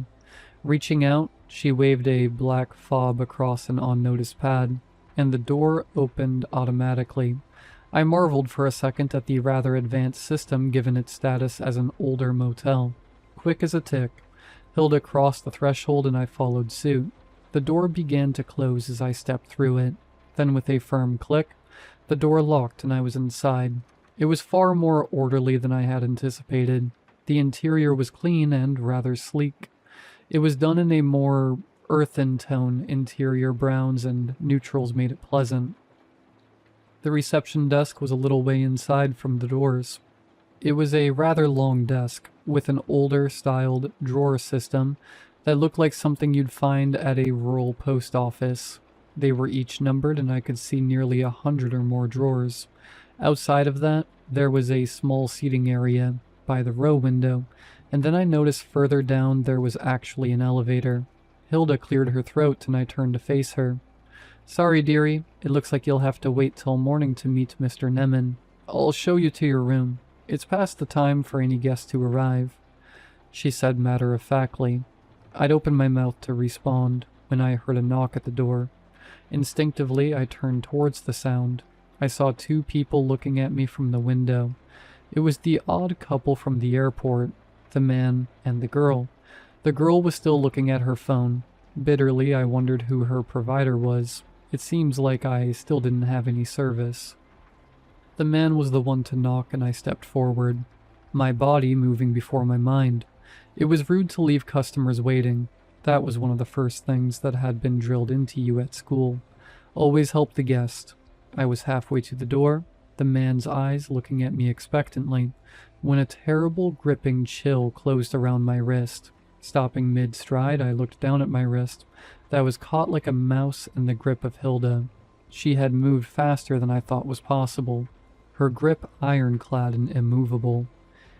"Dearie," her voice was low, oddly authoritative. "Do you remember the rules?" Raising her head, she fixed me with her one good eye. It pierced into me, and the rules that I had obsessively read over came thundering to the forefront of my mind. "To promptly shut the door after 9 p.m. No guest can check in after that," I said, reaching into my purse. I fished out my phone, and there it was, in bright digital pixels. The time, 9:10 p.m. It was 10 minutes past close. Not to mention it was the weekend. There weren't supposed to be any check-ins. Biting my lip, I looked at the 2 that were standing outside expectantly. He was still wearing those sunglasses, but I knew. No, I could feel his stare. It seemed to bore into me as he waited. It's only 10 minutes past. Surely we could let them in. My voice sounded unsure even to my own ears as I remember how much the importance of the rules was stressed in the welcome package, but the training from school pressed against the importance of the rules. I knew in the back of my mind that I didn't know the system yet, nor did I know the specific of the motel, although I had read through and understood the base of the information. I had never done it before. Hilda's grip didn't relent. If anything, it got tighter, and I found the heat leaching out from my body as if someone had split open my vein and was letting the blood run out of me. The rules. Her voice was ironclad and demanded that I listen to her and obey the rules. A loud thump made my heart sputter in my chest as I whirled to look toward the doors. He'd raised his arm and had brought his fist down on the wooden part of the door. His lip was curled up in annoyance, and he repeated, that terrible thumping pounding that made my teeth rattle. "You have to follow the rules, dearie," she hissed. Her voice was low and demanded that I obey. There was a hard edge that said plainly, "Do as I say," or maybe, "Do as the rules say." I felt torn, my stomach churning faster as I tried to breathe through my nose to steady my hands that I felt shaking. The penetrating cold bit into my wrist where she had caught it. It almost felt as if I didn't have a hand anymore. Bang, bang, bang. I couldn't pry my eyes away from her. I knew that logically it was only 10 minutes past, but I also understood that she was not going to let me. I'd have to push her away from myself, and then quickly make it to the door. But was that reasonable? I wrestled with this thought. I don't know, I stuttered, but with a final thundering bang, I nearly jumped out of my skin. Turning, I found that the man was now nearly frothing at the mouth as he banged. The girl was now looking up from her phone. Her eyes seemed to cut straight into me, and I quickly turned away. I swear I thought I saw something. I still don't know what exactly I saw. Hilda's hand left my wrist, almost as if she knew that I had lost the will to let them in, that I had finally saw her reasoning. For some reason, I felt defeated and then happy I could turn that feeling onto the rules. It was all because of the rules. I had to follow the rules. Did I want to be a rule breaker on not even my first day at the job? Here, follow me this way, dearie. Hilda's voice was sweet. It had lost the hissing edge, and I glanced up and found her standing with a key in her hand. She also had my other suitcase. I tried to put the banging sound out of my mind. Grabbing my other suitcase, I followed Hilda down the corridor. Even as we moved away from the front door, I could still hear the banging, but I trained my eyes on the smaller woman's back. She didn't say much, and for some reason the silence was stifling. At this point, I wanted her to say anything, to maybe give an explanation to the people outside. There was no explanation, and I stopped as we neared another hallway. This one only had a singular door, and no others. She stopped at the door and it simply had "Manager" as the plate on the door.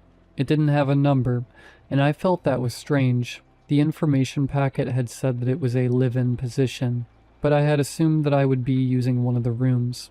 Not that I would have my own personal space on my own separate hallway. She used the key, and it slid into the lock with a resounding click. Leaving it at that, she didn't turn the knob or anything.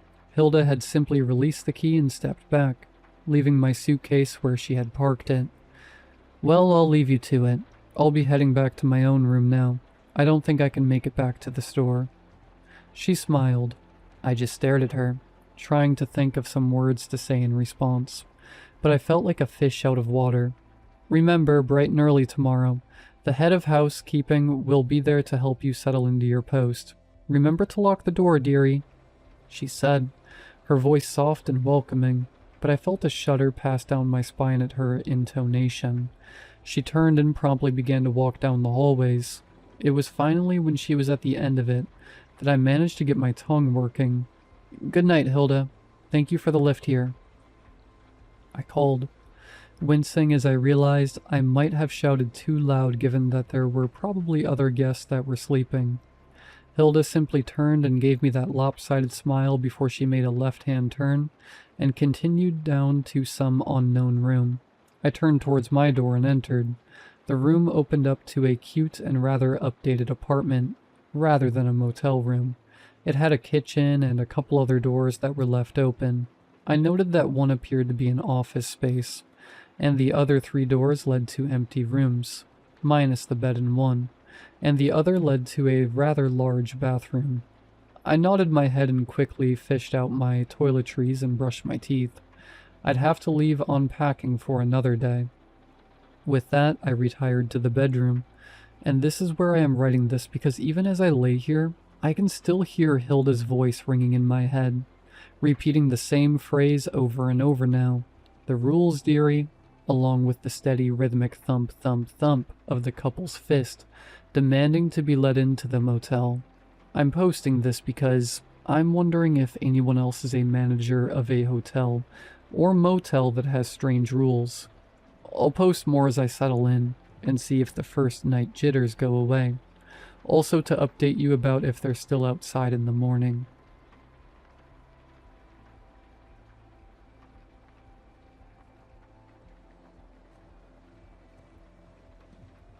People at work call me the ninja nurse. I didn't hate the nickname at first. There's something almost dignified about it. Ninjas are disciplined and precise. They're quick and they move without being seen. If you're going to be called something behind your back, you could do worse. But I know why they call me that, and it isn't a compliment. Not really. I wear a scarf that covers the perimeter of my head and neck completely. Over that is a face mask, the kind that leaves only the eyes exposed, and over that, a pair of large, dark sunglasses. It ensures that even my eyes aren't visible to anyone I pass in the corridor. Some of the older staff members nod approvingly. They see me as a devout woman who prioritizes modesty. The other staff, the ones who know me long enough, don't nod approvingly. They remember what I looked like 6 months ago. Full makeup to every shift, foundation, eyeliner, the works. Hair done properly, not just pulled back and hidden. Brows plucked to something I considered perfection. And I wasn't shy to show it off. I had just under 15,000 followers on Instagram. I did post pictures somewhat regularly. Nothing scandalous, though. Just a person who liked the way she looked and wasn't shy about it. A person who turned towards cameras, not away from them. In their defense, my transformation happened almost overnight, with no warning or explanation. I haven't shown my face to another human being since. My friends at work have been kind about it. They support me, or they try to. But even they get uncomfortable around my one absolute rule. I never take photographs. Not group shots in the break room, not candid snaps. Not the kind of harmless phone photo you take without really thinking. I see the camera come out and I am already moving, already raising a hand to cover what is already covered.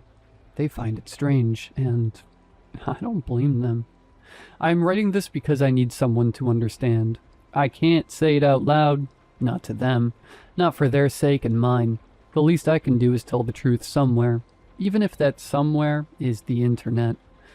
I've been a night shift ER nurse at A&A Nightingale Hospital for 7 years.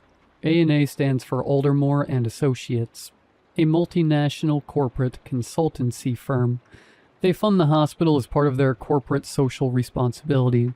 The Nightingale part refers to Florence Nightingale, the legendary nurse herself. The administration invokes her image constantly. It is plastered on the walls, referenced in orientation, and woven into every conversation. It is written in guidelines regarding workload and duty, and what it truly means to serve. I used to find it inspiring.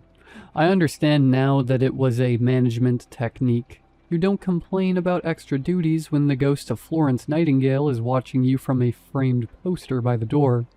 The hospital charges its patients nothing, not a single penny, regardless of treatment required. It sustains itself entirely on Aldermore's funding and external donations. As expected, it attracts the poorest and most desperate people in the city, people who have nowhere else to go and nothing to offer, apart from their suffering and their gratitude. It is genuinely a good place to work. The pay is better than any other hospital in the city. The sense of purpose is real. I believed in it for a long time. The night shift has the lowest admissions and the highest deaths.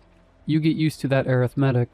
You also get used to the other duties that the hospital assigns you with. Yes, there are a number of other duties that come with the job. Duties that nurses usually aren't supposed to do.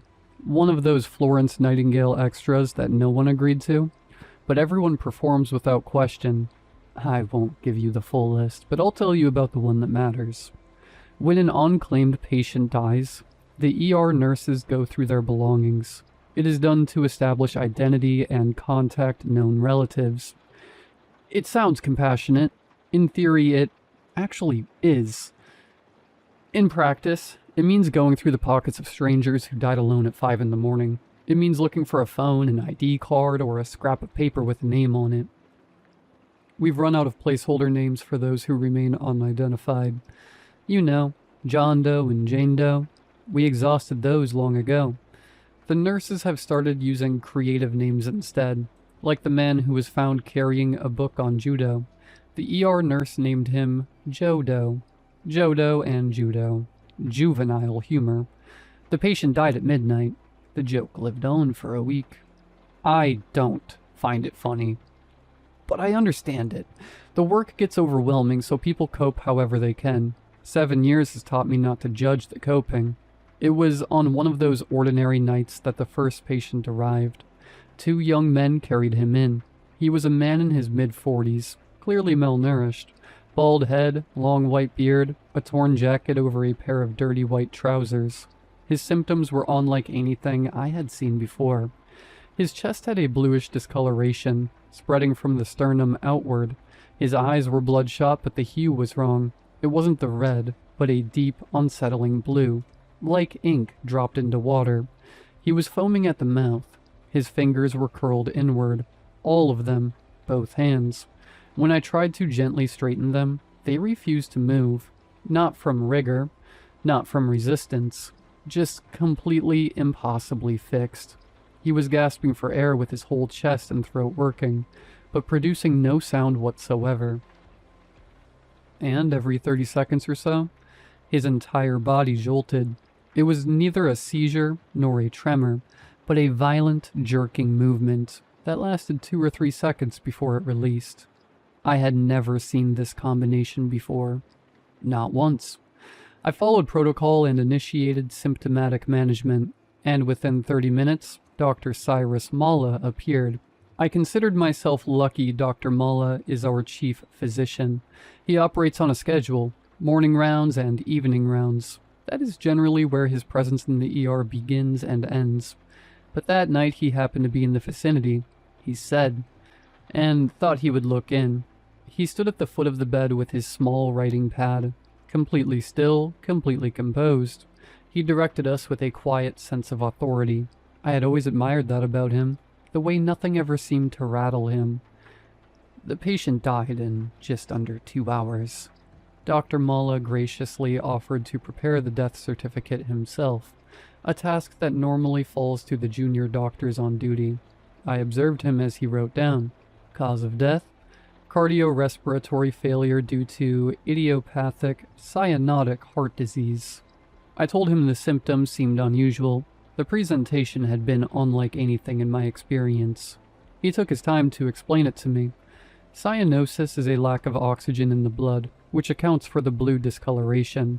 The associated symptoms are the body's response to prolonged oxygen deprivation. And poor nutrition, combining with years of inadequate hygiene, can produce presentations that look dramatic on the surface. The findings may look peculiar, he said, but they make complete sense. That is, once you know what you're looking at. He was so knowledgeable, I thought, so composed. I thanked him and went back to work. The 2 men who had brought the patient knew nothing about him. They had simply found him collapsed and done the decent thing. No ID in his belongings. No phone.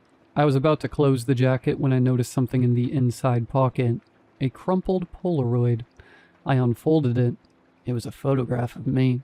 I was in my bathroom, brushing my hair. The photograph had been taken through the window. I could see the edge of the frame, the angle of the glass. I was completely unaware of the camera. I was just standing there in my bathroom, at what looked like early morning, brushing my hair. I turned it over. Scrawled on the back in a handwriting that looked hurried and slightly uneven. Looks different in real and real. How come?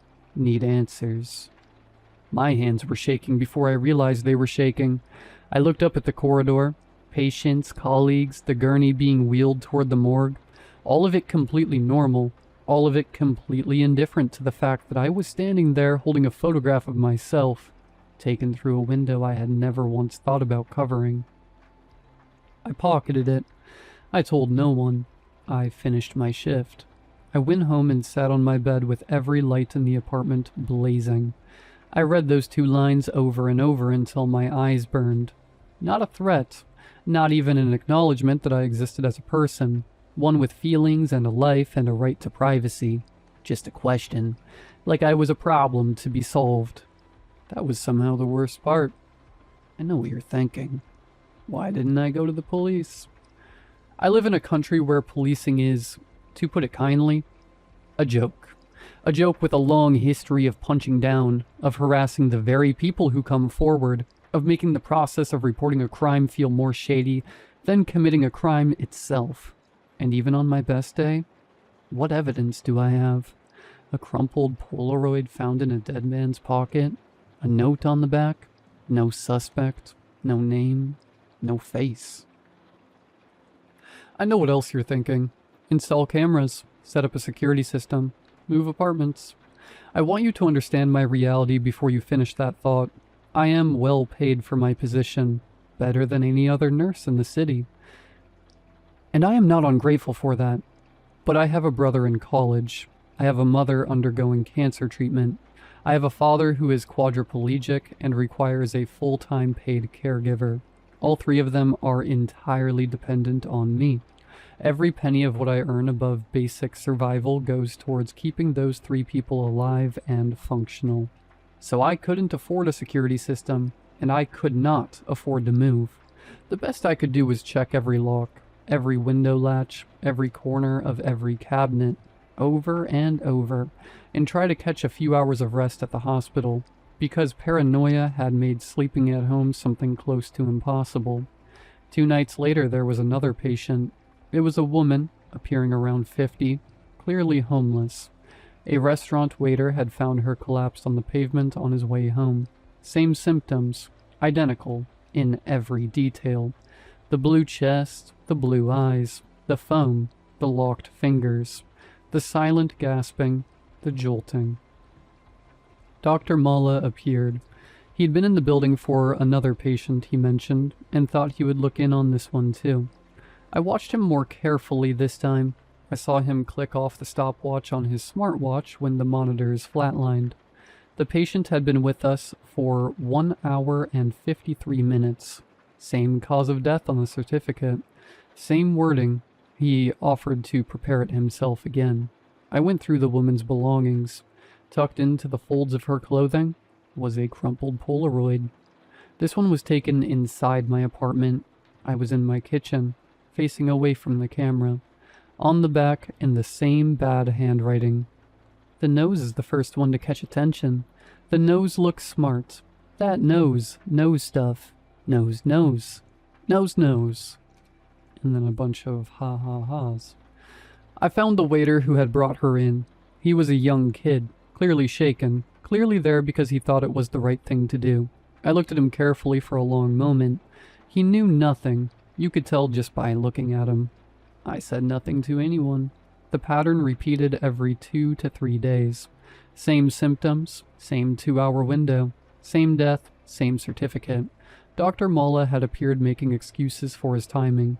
I overheard him telling a junior doctor about a recent surge in cyanotic heart disease cases in the city, something he intended to research properly. He suggested that the ER nurses could serve as data collectors, possibly even co-investigators in the study. He glanced at me as he said it. His gaze used to give me confidence. Now it made my skin crawl. in a way I couldn't articulate. I tried to delegate the identity checking to another nurse, but that wasn't possible. I was the senior nurse on the block. Anyone else was already past capacity. It came back to me every time. The third Polaroid showed me checking my front door. It was taken from outside, through the gap, under the door, or through the letterbox. I still don't know which. I was checking the lock for what must have been the 5th time that afternoon. On the back it said, "Have you seen how a man dies? For the sake of your pretty eyes. Yes, you do. Yes, you do. Yes, you do." The 4th one was taken from across the street, while I was waiting for the hospital bus in the early evening. I was standing on the pavement in daylight, surrounded by people. My stalker was across the street holding a camera, and I had no idea. The note on that one read simply, "Lips, lips, lips." Repeated 14 times, I counted. By the time the 5th patient died, I had been living in the hospital for 2 days, sleeping in the nurse's room, eating in the cafeteria, never leaving the building. My colleagues didn't ask. They were too buried in their own work to question it. I think they assumed I was pulling extra shifts for the money. I let them think that. The 5th Polaroid was taken in the ER. I was dozing in my chair between patients, head tipped back slightly, completely unaware. The back of this one said, "That face. Want to keep seeing that face. Will do anything for it. Anything, anything, anything." He had been standing a few feet away from me while I slept, in the building I had retreated to, because I thought it was safe. He had stood there, in the middle of a working hospital, photographed me sleeping and walked out without anyone noticing a thing. That was the one that broke me. I caught Dr. Mala as he was leaving the ER that night. I started to explain. He didn't let me finish. Such matters were outside his jurisdiction, he said. He recommended I contact the hospital's Code of Conduct hotline. He gave me the number and walked away. I called it from the nurse's room at 2:30 in the morning. A man answered. His voice was warm, measured, and professionally calm, the kind of voice that is specifically trained to make people feel heard. I don't remember everything I said. I know the call lasted 16 minutes because I checked afterward. I know most of it was me talking, barely coherent. I know that my tone probably wasn't professional, and I know that I was getting everything out, in whatever order it came. He didn't interrupt me. He didn't redirect me. He just listened. When I finally ran out of words, he said, "HR block, top floor. I'll be there in an hour." It was 3 in the morning. I went there anyway. The HR block was empty. Dark corridors, locked offices. The particular silence of a building that isn't meant to be occupied at this hour, except for one light at the far end of the corridor, and a voice I recognized from the phone telling me to come in. The man introduced himself as Rafiq. He wore a pale shirt with the sleeves rolled exactly twice. He looked barely 30, but he carried himself with the settled authority of someone who knows his place. His staff pass looked different than mine. It identified him as an Aldermore employee, not a hospital one. He told me to take a seat. He asked to see the Polaroids. He examined them for 5 full minutes without speaking. Then he looked up. "So the patients who carry these Polaroids, they all present similarly, you say?" "Not similarly, identically. Symptoms unlike anything I've seen in 7 years.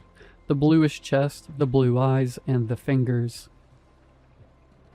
Fingers curled inward, foaming at the mouth, gasping without sound, full body convulsions at irregular intervals. I stopped. "Yes, exactly, but how did you—" "You didn't finish your thought, young lady. Was there something else you wanted to tell me? Something else about these patients?" I steadied myself. "Well, the gender varies. We've had 3 men and 2 women so far. All of them appear to be age between 40 and 50, all of them coming from the slum, the one in the northern part of the city." The room felt very still. "Yes," I said, "but I never told you." Rafiq stood up. "You've had a long night. Get some sleep. Your problem will be taken care of. You have my word." He smiled. It was a warm, genuine smile. He then walked out of the cabin, at a pace that suggested he had somewhere more important to be. I sat there for a long time after he left. Something kept bothering me. Not that he knew the symptoms before I described them, not that he knew the demographics before I mentioned them, but the fact that he knew where the patients were coming from. I never gave him that. I just couldn't do it, even if I wanted to, because I never had that information. In fact, no one in the hospital has that information, as far as I know. Looking back, I didn't know a lot of things. The month that followed was genuinely a breath of fresh air. No more Polaroids. The patients with the strange symptoms kept arriving, but less frequently. We only had 3 in the 30 days that followed. Dr. Mulla quietly ensured they were routed to a different block, one I was not responsible for. From a distance, I could still see him, standing at the bedside with his writing pad and his stopwatch, but he no longer looked at me while he did it. I started sleeping at home again. I started feeling like myself again. Or something close to it. I wish that was the end of the story. Instead, it led to the part that I can't share with people around me. It was the season of Eid. The hospital had given most of the staff an extended holiday, retaining only a skeleton crew for essential services. My roster fell on the second night. It was just me and a duty doctor, who had been yawning since the moment he arrived. My block was, for the first time in a long time, genuinely quiet. A few patients were in their beds, none in critical condition, the kind of night that feels like the hospital is exhaling.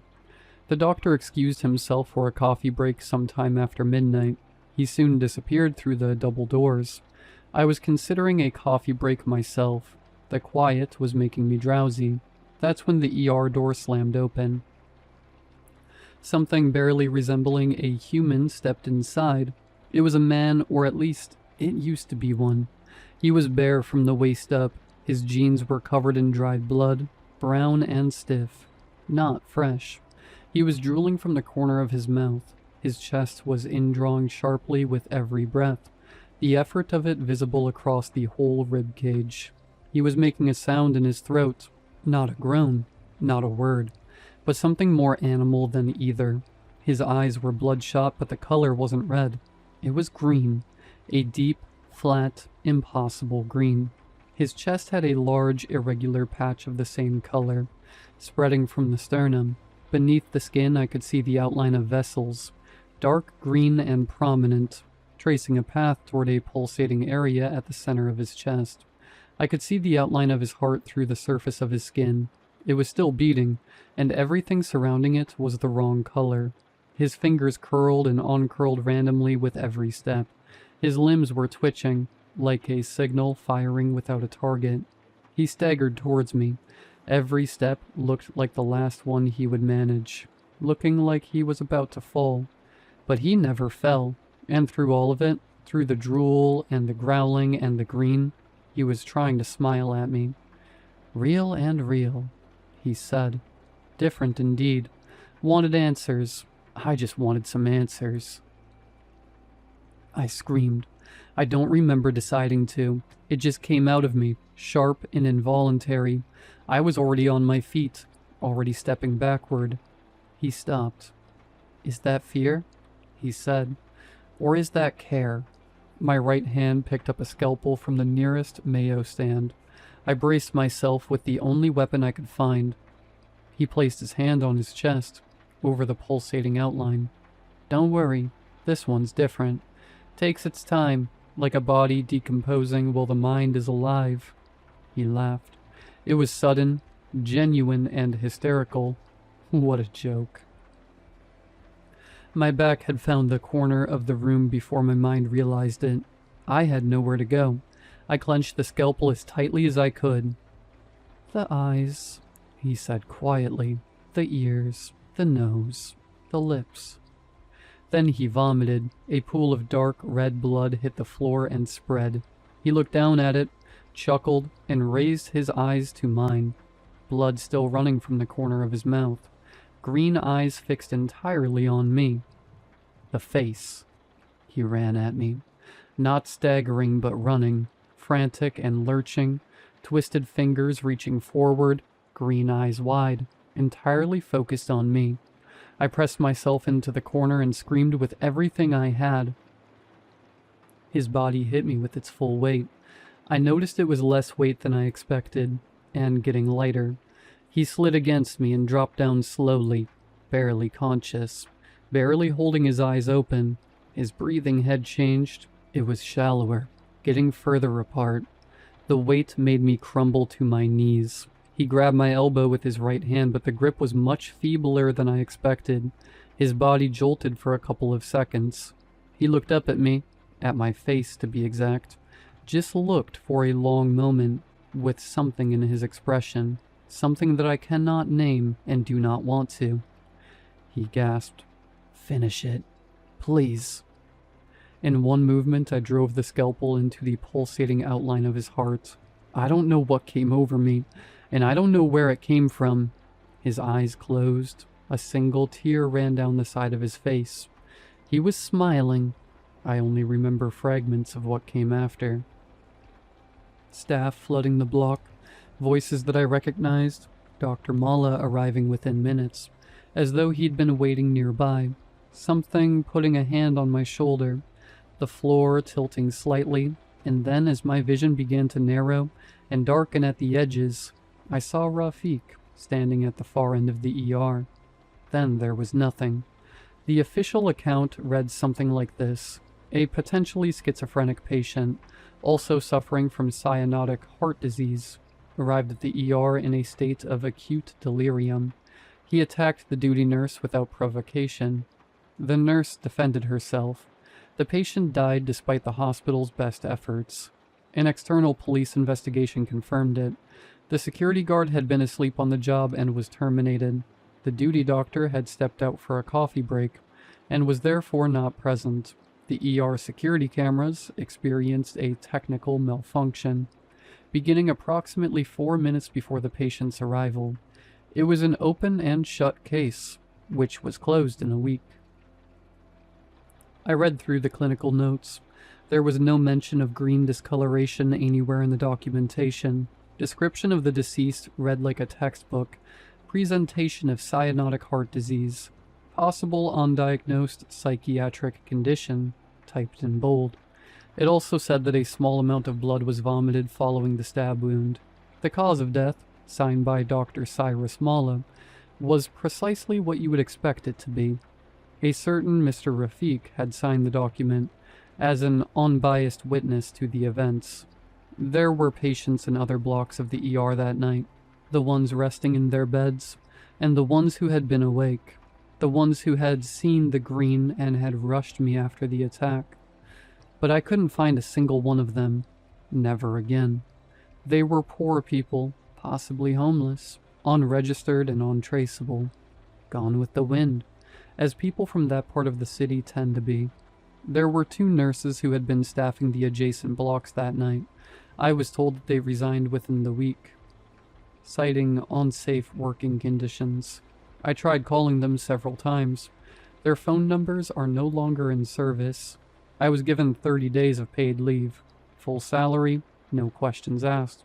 Not once in those 30 days did anyone contact me to take a statement. The hospital took care of it, I was told. That's why I cover my face, and that is why I don't take photographs. I have theories about all of it, about what was really happening in that hospital, about what the patients were dying from, about what Aldermore is actually using the building for, about what Rafiq's role in all of this truly is. I would like to discuss those theories with someone. I really do. Been carrying them alone for 6 months, and trust me, they're getting heavy.